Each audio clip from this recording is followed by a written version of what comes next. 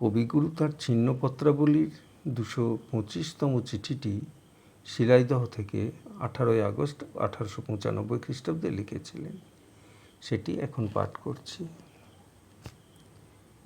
কুটিরবাসের একটা অভিজ্ঞতা আমার মন্দ লাগলো না। যদিও টেবিল, চৌকি, ক্যাম্পখাট নিয়ে ঠিক রীতিমতো কুটিরবাস হয় না, তবু ডাঙার উপরে উঠে বর্ষার সবুজ পৃথিবীটা একবার দেখে আসা গেল। সেটা বেশ লাগলো।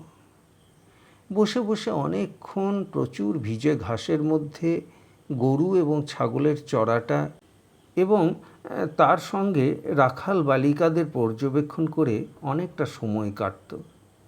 মানুষের যে অবস্থাটা গাছপালা, শস্য, গরু বাছুর এবং একতলা মেটে ঘরের সঙ্গে সংলগ্ন এবং ধান কাটা, নৌকোয় খেয়া দেওয়া, জল তোলা, কাপড় কাচার সঙ্গে জড়িত, সেইটা নিকট থেকে দেখলে বেশ একটি মাধুর্য অনুভব করা যায়।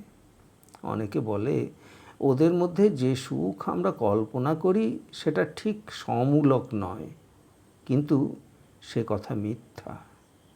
ওরা অনেকটা ছেলে মানুষের মতো, সেই জন্যে ওরা সমগ্র হৃদয় দিয়ে সুখ সন্তোষ উপভোগ করতে পারে।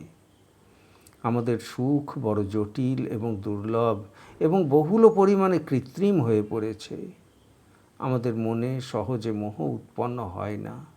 আমরা আত্মবিস্তৃত হতে পারি নে, স্বল্পটুকুকে সরল কল্পনার দ্বারা বাড়িয়ে নিতে পারি নে, বরং অনেকখানিকে অসন্তুষ্ট বিশ্লেষণের দ্বারা কমিয়ে নিই।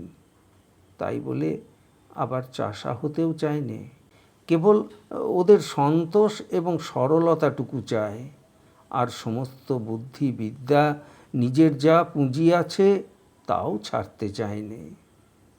সাতারা, 23শে আগস্ট 1895।